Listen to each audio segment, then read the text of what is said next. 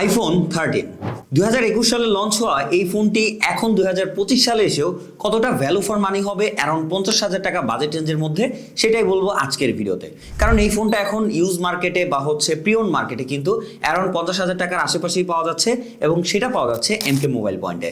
So কেউ যদি কিনতে চান, ভিডিও ডেসক্রিপশন বক্সে তাদের লিঙ্ক, নাম্বার, অ্যাড্রেস সব কিছু দেওয়া থাকবে। সো চাইলে কিন্তু আপনারা বাংলাদেশের যে কোনো প্রান্ত থেকে অনলাইনে অর্ডার করতে পারেন অথবা চাইলে ফিজিক্যালি গিয়েও কিনতে পারেন। সো অ্যারাউন্ড 3-4 বছর আগের এই ফোনটি এখন 50,000 টাকা বাজেট রেঞ্জে কিনা আপনার জন্য ভ্যালু ফর মানি হবে কিনা বা এই বাজেটে অন্য কোনো ফোন কেনা ঠিক হবে কিনা সেটাই জানতে পারবেন আজকের এই ভিডিওটি শেষ করলে। সো আশা করছি ভিডিওটি আপনাদের ভালো লাগবে।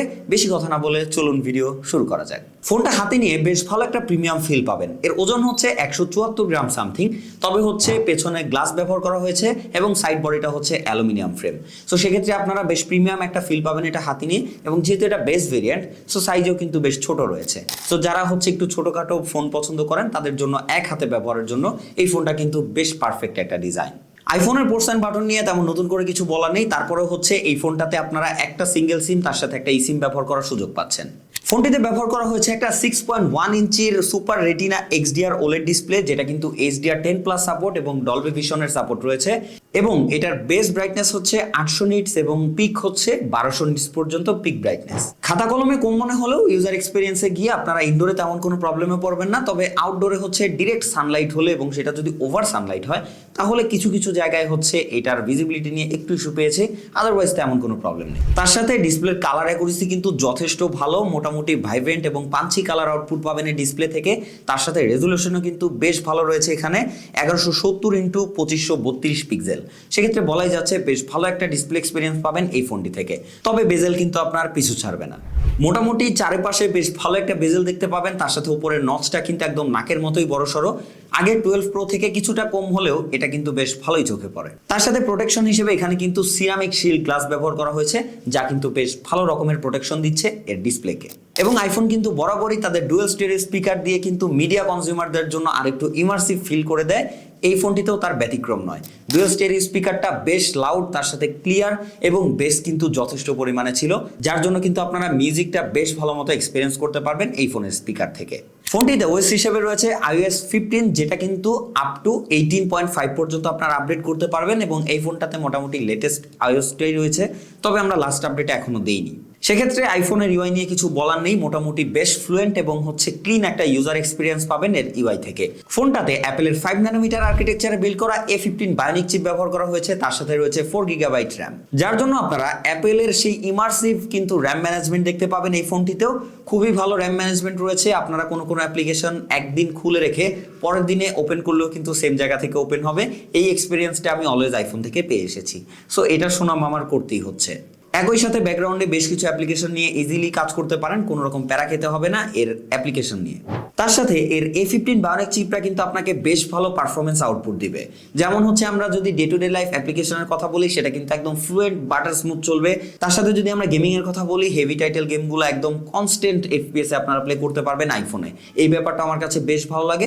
আইফোনের পারফরমেন্সটা কিন্তু আপনারা একদম কনস্ট্যান্ট পাবেন। যেমন শুরুতে আপনারা গেম প্লে করলে যেরকম একটা পারফরমেন্স পাবেন, একদম গেমটার লাস্ট অবধি কিন্তু সেম পারফরমেন্স পাবেন। এই জিনিসটা আমার কাছে সবসময় ভালো লাগে। আপনারা যদি একটু কম্পিটিটিভ গেমার হয়ে থাকেন বা একটু হেভি টাইটেল গেমগুলো খেলে থাকেন, তাহলে আইফোন কিন্তু সেখানে বেশ ভালো একটা আউটপুট দিয়ে থাকে।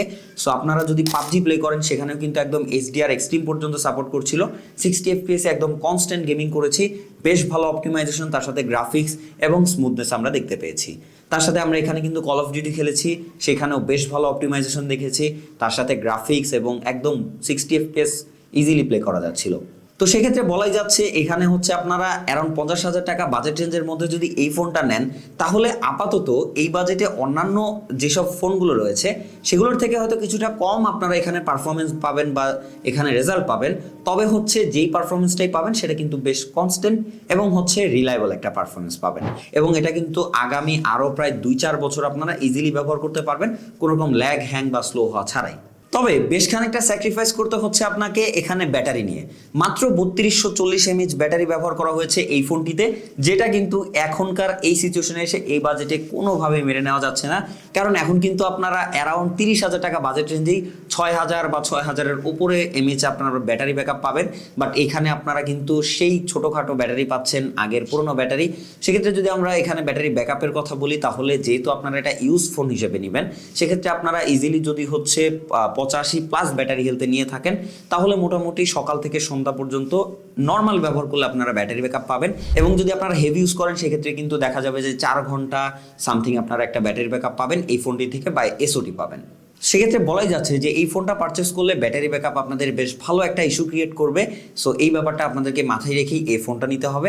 তাছাড়া চার্জিংয়ের কথা বলে, সেখানেও কিন্তু আপনারা সর্বোচ্চ গেলে 22 ওয়াটের ইনপুট পাচ্ছেন।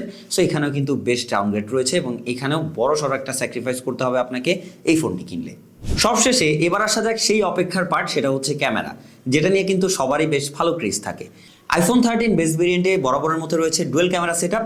এর মেন ক্যামেরাটি হচ্ছে 12 মেগাপিক্সেলের, যেটা হচ্ছে f1.6 অ্যাপাচারের 26 মিলিমিটারের একটা লেন্স, এবং এখানে কিন্তু আপনারা ওআইএস এর সাপোর্ট পাচ্ছেন। তার সাথে আরও একটা 12 মেগাপিক্সেলের f2.4 অ্যাপাচারের রয়েছে আলট্রা ওয়াইড লেন্স। সেক্ষেত্রে আমরা যদি এর রিয়ার ক্যামেরা ডেলাইট স্যাম্পলের কথা বলি, তাহলে ছবিতে কালার কিন্তু খুবই ভালো আসছিল। একদমই আপনারা ন্যাচারাল কালার পাবেন, খুব একটা কালার বুস্টেড পাবেন না।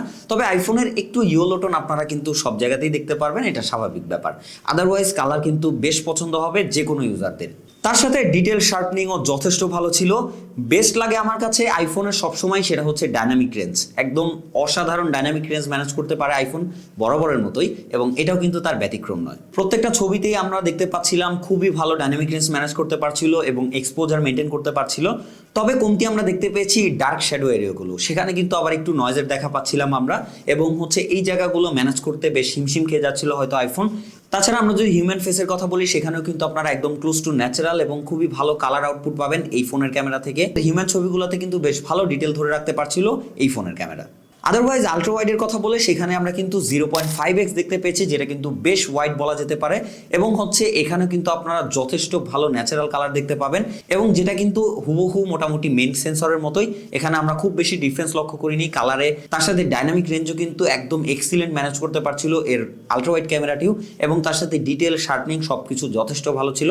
তবে একদমই সাইড এরিয়াগুলোতে আমরা কিছুটা ডিটেলের ঘাটতি লক্ষ্য করেছি এবং কিছুটা নয়েজ দেখতে পেয়েছি। আদারওয়াইজ এই বাজেটের মধ্যে একদম বেস্ট আলট্রা রেজাল্ট কিন্তু আপনারা পাবেন এই ফোনের ক্যামেরা থেকে। ফ্রন্ট ক্যামেরা আসলে সেখানেও কিন্তু ক্লোজ টু ন্যাচারাল ছবি আমরা দেখতে পেয়েছি, খুব বেশি কালার বুস্ট করছিল না। আপনার ফেসের মোটামুটি যেই কালার, সেটাই কিন্তু আউটপুট দিয়ে থাকবে এই ফোনটি।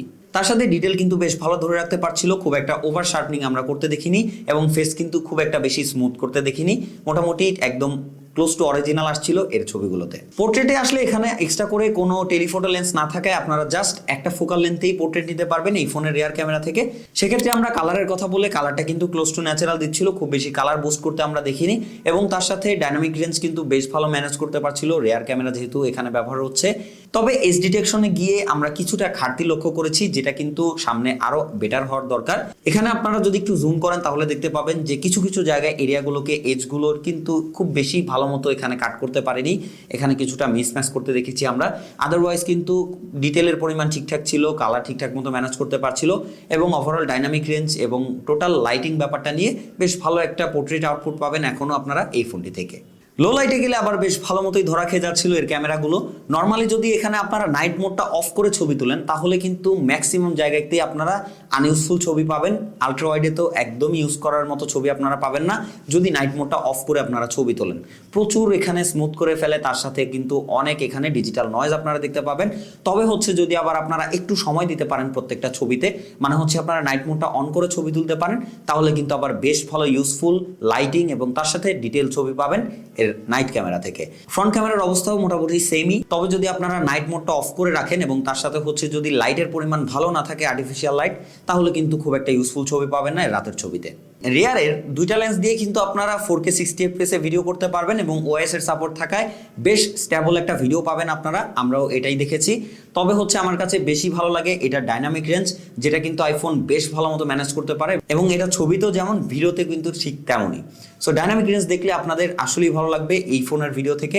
তার সাথে হচ্ছে লাইট ম্যানেজ একদম ঠিকঠাক মতো করতে পারছিল, এবং হচ্ছে কালারও একদম close two natural colour output দিচ্ছিল, খুব একটা কালার বুস্ট করতে আমরা দেখিনি। ডিটেল শার্পনিং সবকিছুই বেশ ভালো ছিল। এবং তার সাথে কিন্তু আইফোন 13 হচ্ছে সব থেকে লোয়ার ভেরিয়েন্ট, যেটাতে আপনারা সিনেমাটিক মোডের সাপোর্ট পেয়ে যাচ্ছেন। এখানে আপনারা 1080p 30fps এর সাপোর্ট পাবেন, এবং সেক্ষেত্রে যদি আমরা সিনেমাটিক মোডের কথা বলি, HDR কিন্তু বেশ ভালো মতো ম্যানেজ করতে পারছিল, ডাইনামিক রেঞ্জ এবং তার সাথে স্ট্যাবিলিটি সেটাও খুব ভালো মতো ম্যানেজ করতে পারছিল এই ফোনের ভিডিও। তবে হচ্ছে এখানে এজ ডিটেকশনটা একটু মিসম্যাচ করছিল, ম্যাক্সিমাম জায়গাতেই আমরা এটা লক্ষ্য করেছি। এই জায়গাতে আরও একটু রিফাইন হওয়ার দরকার রয়েছে, যেহেতু এটাই হচ্ছে বেস মডেল যেটাতে হচ্ছে সিনেমাটিক মোড দিচ্ছে আইফোন। সো সেক্ষেত্রে আপার মডেলগুলোতে কিন্তু এই জায়গায় আরও রিফাইন্ড একটা আউটপুট আমরা দেখতে পাচ্ছি। আসসালামু আলাইকুম এভরিওয়ান। তো এখন আপনারা যে ভিডিওটা দেখতে পাচ্ছেন এটা হচ্ছে আইফোন 13 এর ফ্রন্ট ক্যামেরা দিয়ে করা। সো ডাইনামিক রেঞ্জ আপনারা দেখতেই পাচ্ছেন, এখানে কিন্তু বেশ ভালো মতো ডাইনামিক রেঞ্জ ম্যানেজ করতে পারছে, অ্যান্ড এই জিনিসটাই কিন্তু আমার আইফোনের সব থেকে বেস্ট লাগে। অ্যান্ড দ্বিতীয়ত যে জিনিসটা সেটা হচ্ছে এর মাইক্রোফোন কোয়ালিটি কেমন, সেটা হয়তো আপনারা এর মাইক্রোফোনের সাউন্ড শুনে বুঝতেই পারছেন। এবং হচ্ছে কালার ম্যানেজ, তার সাথে সব থেকে বেস্ট এর ডাইনামিক রেঞ্জ, এটা নিয়ে আসলে কিছু বলার নেই। এবং স্ট্যাবিলিটির দিক থেকেও কিন্তু এখানে দেখতে পাচ্ছেন বেশ ভালো রয়েছে। আমরা কিন্তু মোটামুটি হেঁটে ভিডিও করতেছি, তো সেক্ষেত্রে হচ্ছে আপনারা দেখতেই পাচ্ছেন এর স্ট্যাবিলিটিটা কেমন।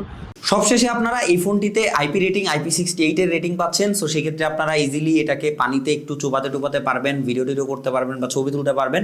তো সেক্ষেত্রে আমি এখানে রেকমেন্ড করব যে আপনারা এই কাজটা করতে যাবেন না যদি মার্কেট থেকে আপনারা ইউজ বা প্রিয়ন ফোনটা কিনেন।